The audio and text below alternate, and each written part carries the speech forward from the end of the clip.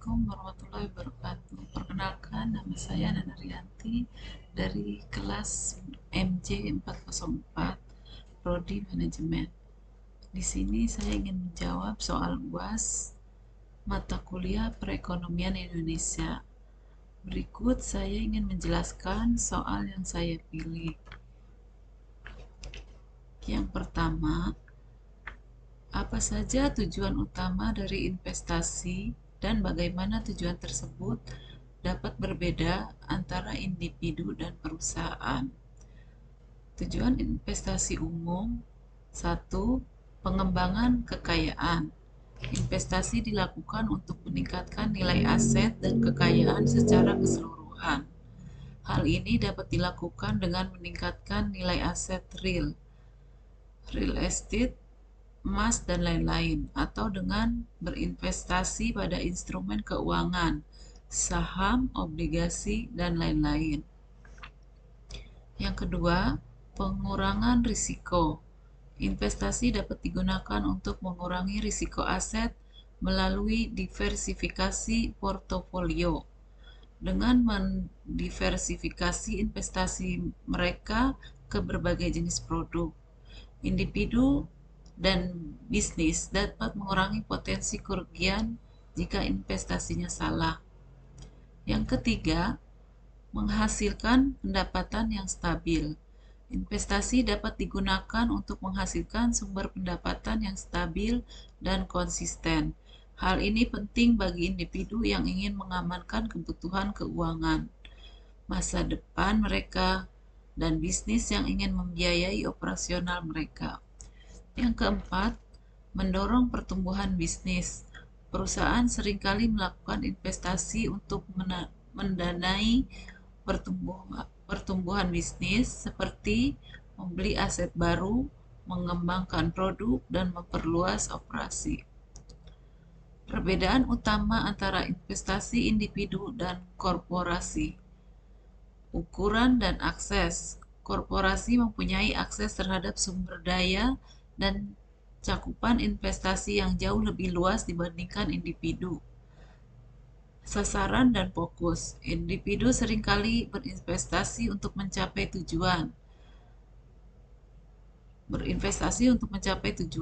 keuangan pribadi, sementara bisnis sering kali memprioritaskan pertumbuhan, profitabilitas, dan keberlanjutan jangka panjang.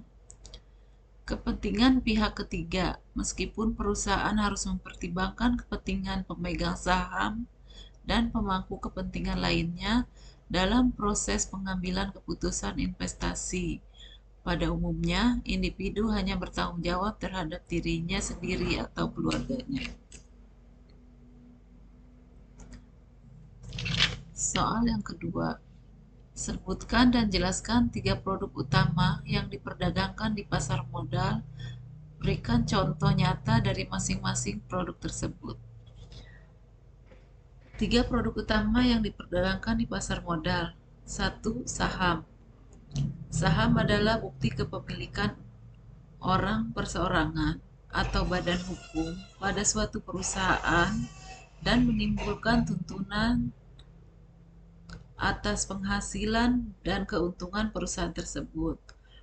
Contoh saham yang diperdagangkan di Bursa Efek Indonesia antara lain PT Bank Mandiri Persero, PT Bank Rakyat Indonesia Persero, PT Telekomunikasi Indonesia Persero. 2. Obligasi. Obligasi adalah obligasi yang diterbitkan oleh suatu perusahaan atau pemerintah. Pemegang obligasi meminjamkan uang kepada penerbitnya dalam bentuk pembayaran bunga berkala dan pembayaran pokok pada musim gugur. Contoh obligasi yang dijanjikan BEI adalah obligasi pemerintah Indonesia seperti obligasi negara (SUN) dan obligasi negara berkupon (SUNK). Ketiga, reksadana. Reksadana adalah sarana investasi yang mengumpulkan uang dari berbagai investor untuk diinvestasikan dalam portofolio yang dikelola oleh manajer investasi profesional. Bergantung pada tujuan dan strategi investasinya, reksadana dapat terdiri dari berbagai jenis aset seperti saham, obligasi, dan instrumen keuangan jangka pendek. Contoh reksadana mandiri, Investasi Ekuitas merupakan produk reksadana yang dikelola oleh Mandiri Investasi yang fokus pada investasi saham di pasar modal Indonesia. Investor yang membeli saham dana investasi ini mendapatkan keuntungan dari kinerja saham yang dipilih oleh manajer investasi. Soal yang ketiga, jelaskan strategi apa yang sudah diterapkan di negara Indonesia untuk meningkatkan ketahanan pangan. Pertama, untuk meningkatkan akses masyarakat terhadap pangan dari segi keterjangkauan. Pemerintah telah menjalin kerjasama dengan badan usaha milik negara yang mampu menyediakan pangan. Distribusi pangan dari daerah surplus ke daerah defisit. Kedua, pemerintah menjaga persediaan dengan meningkatkan produktivitas dalam negeri dan menjaga pasokan pangan dengan mengganti kegiatan yang bergantung pada negara lain.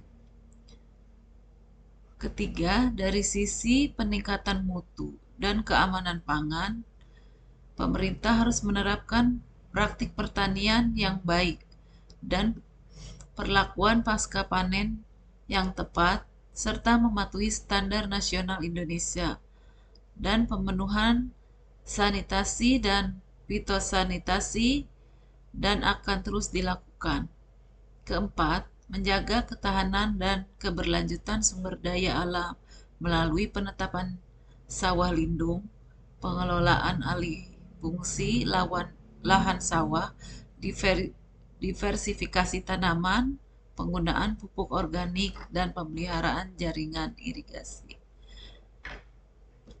Demikianlah hasil presentasi yang saya buat. Lebih kurangnya mohon maaf. Assalamualaikum warahmatullahi wabarakatuh.